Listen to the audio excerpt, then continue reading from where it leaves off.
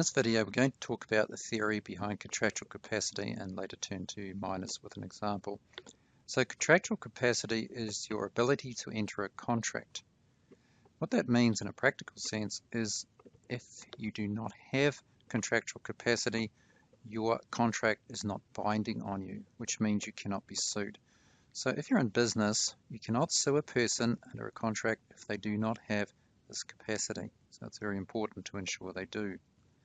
So we'll turn to the notes which we have on Canvas accompanying this video, and this relates to the capacity of a person. Now, when we look down here in the notes, you find a list of people, and that's because the way the law works here is not to say who has capacity, it is to say who does not have capacity. So minors, which we're covering in detail here, and secondly, bankrupts. A bankrupt is a person who has had an order of bankruptcy passed by the court. This is called adjudication and is the only way you can become a bankrupt. The word bankruptcy is often misused to describe people who have no money and can't pay their debts. That is actually insolvency, where a person cannot pay their debts as they fall due. So the process to become a bankrupt is either a person such as a creditor files documents in court suing someone who owes them money and asking the court to take all that person's assets off them, give them to an officer of the court called the official assignee in bankruptcy, who will sell the assets and attempt to pay all the creditors. They'll pay them as much as they can, but often there's insufficient to pay all the creditors. That official assignee will manage the person's affairs for typically 3 years, after which they are released from bankruptcy and freed of their existing debts. There are some exceptions to this, such as fines, family support. Now, in addition to the court passing an order of bankruptcy, a person may, if they cannot pay their debts and their situation is essentially hopeless, file documents to have themselves made a bankrupt, after which they cannot be sued by the creditors and a lot of the stress disappears, and they are managed by the assignee for the 3 years. The assignees do not take all their assets. They of course leave them with sufficient assets to live, to pay rent, to go to and from work, and do all the normal things in life. Now, your third category listed here is people with mental health issues. There are a range of laws applying to mental health issues. The common law has rules, but there are also statutes, such as the Mental Health Act, and acts for the protection of persons, such as elderly persons. And the statute provides a variety of rules on when you can and can't sue people. The fourth category is drunken persons. It is possible to argue you did not have capacity to enter a contract and therefore cannot be sued if you were so drunk that you did not understand what you were doing. But the court is not happy with this argument for obvious reasons, and a person would have to be very drunk, such as a state where the other party must have known the person did not know what they were doing. Now, in here we also refer to companies. So a company is actually a person, a legal person, created by filing documents with the Companies Office. One of those documents is the company's own rules called the Constitution, and in it you may limit the power of the company to do things. So therefore we would say a company has a limited capacity. Now, the practical situation with companies is that if you are dealing with a company and do not know about these limits, they do not affect you. If you do know, they do affect you, meaning if you contract with a company that, for example, does not have the power to enter a hire purchase agreement and you sold them a car under hire purchase, if you knew about this, you could not sue the company. If you don't know about it, you can sue them, and it doesn't matter in that sense. Now, our focus here is in the contractual capacity of minors. Now, we're going to talk about minors, and it comes under the Contract and Commercial Law Act 2017, where it defines a minor as a person who has not reached 18 years of age. But it's simply worth noting that there are other statutes that provide different ages and talk about minors.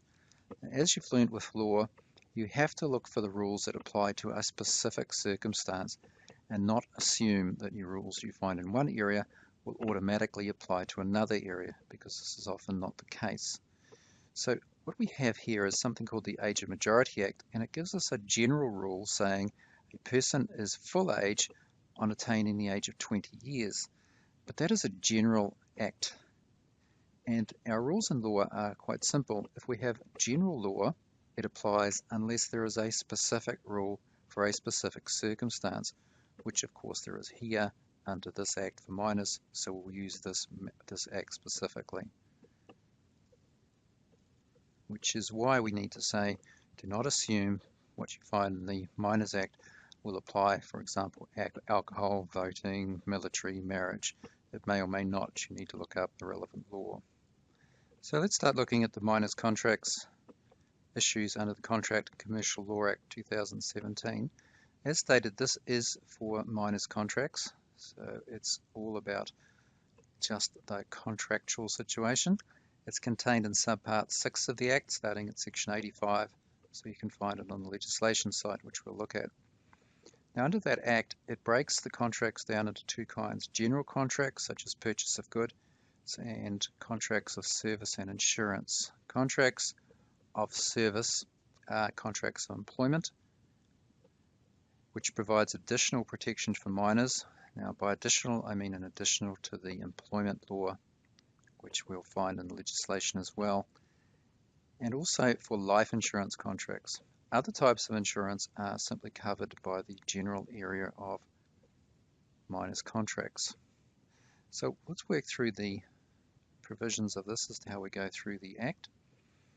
The process is to start with who is a minor, and we can see that is defined in section 85 as a person who has not attained the age of 18 years.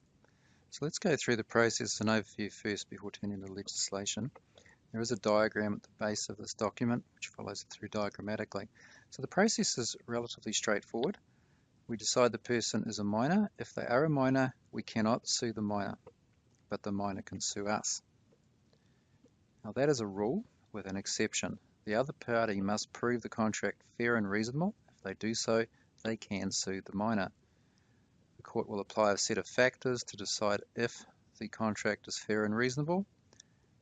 They'll make their decision and then they have remedies. So there's two ways to approach this. The first is, for the contract itself, they may just cancel the contract or modify it. But then, for example, if a minor had bought a car under hire purchase, which the court decided was unfair, they could cancel it. But let's assume the minor had driven recklessly and damaged the car.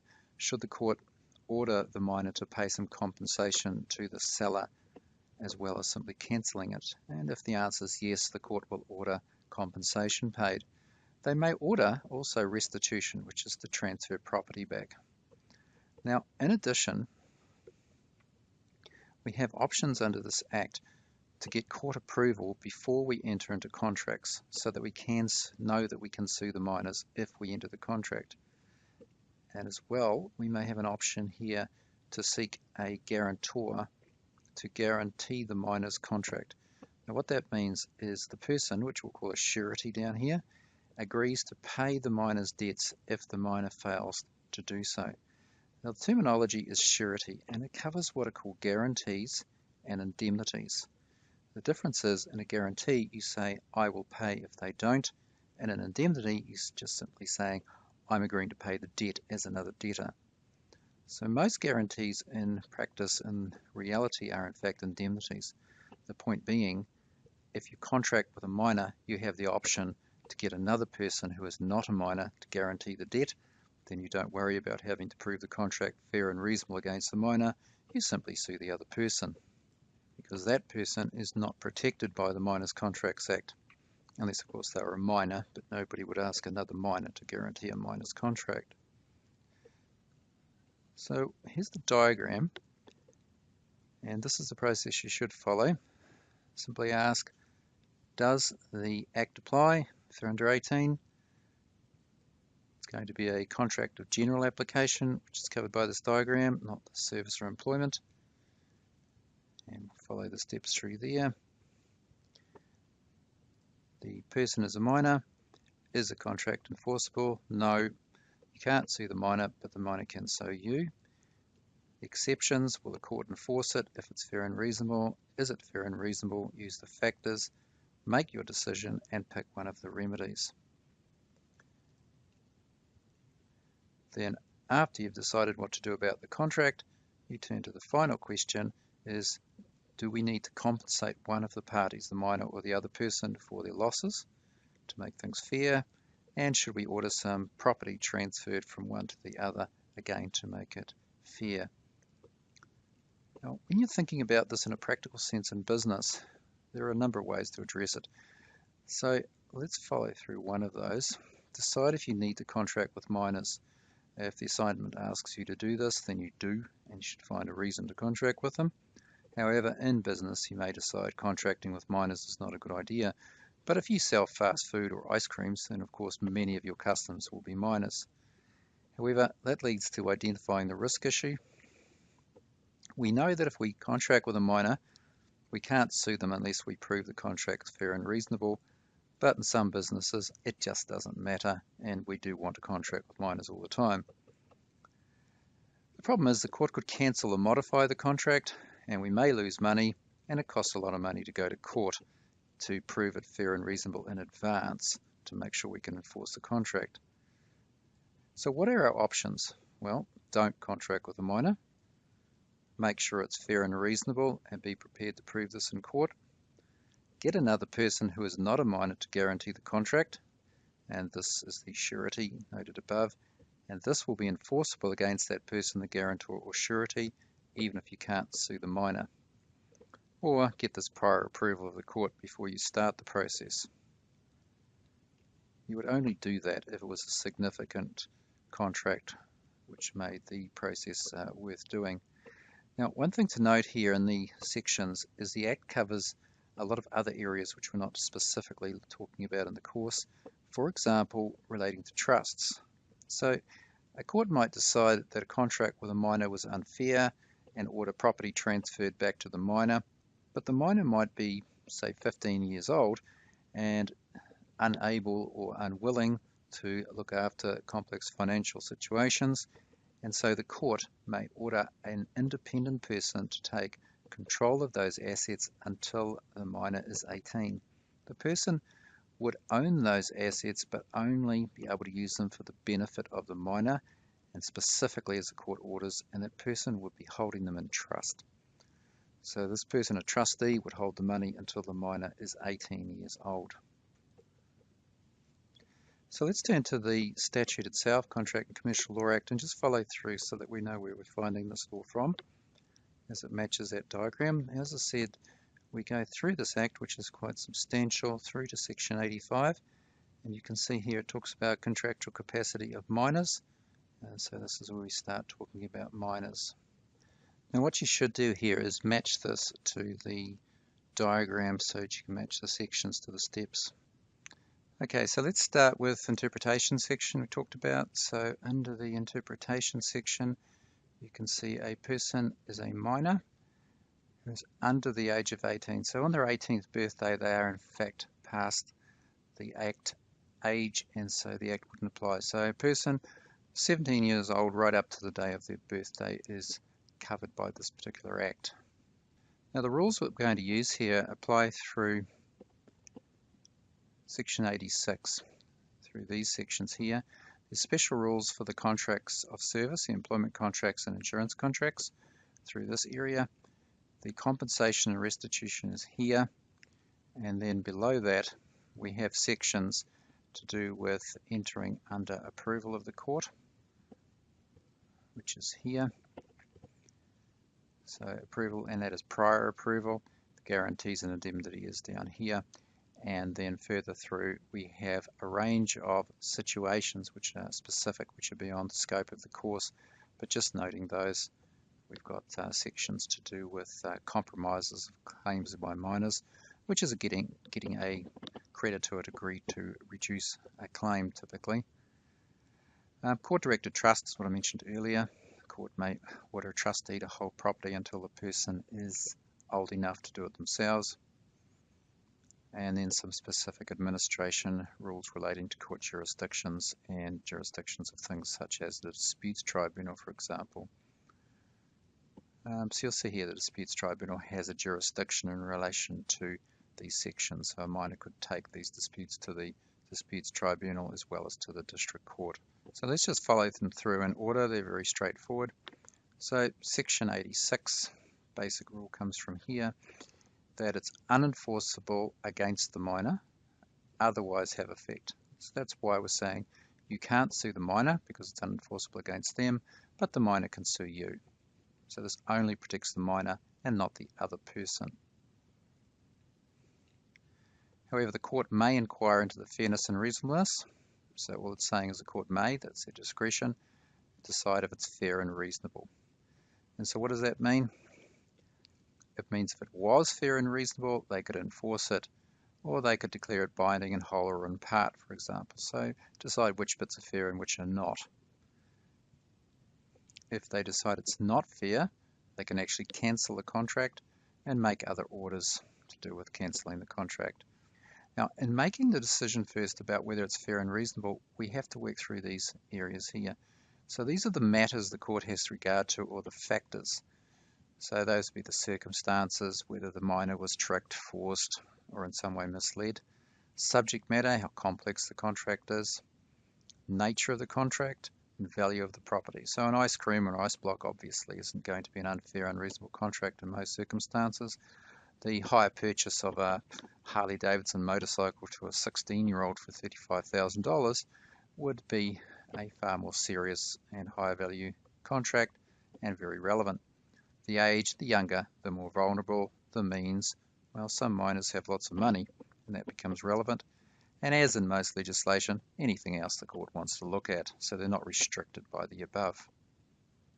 Now that area of compensation or restitution, so once we've decided under 88 and 89 whether to enforce a contract or cancel it or change it, we also have to think about the consequences of what happened. An example I gave earlier was a miner who bought a car on hire purchase, which was unfair. The court cancels the contract, but the miner was drunk and smashed it up. Should the miner pay some money?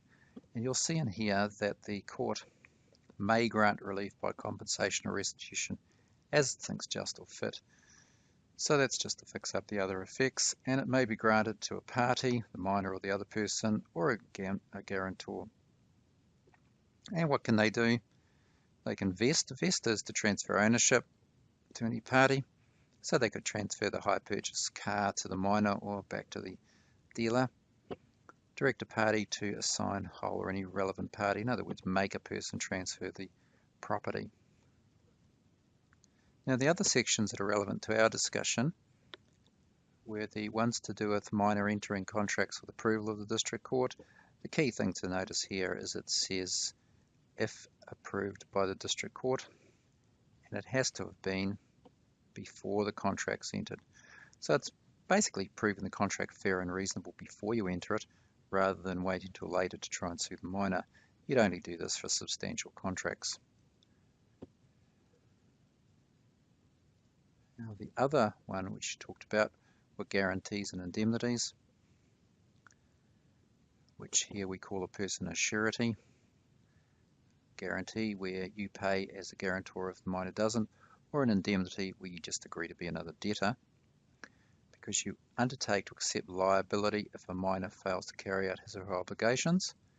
It's enforceable against that party to the extent that it would have been if the miner had at all material times been of full age.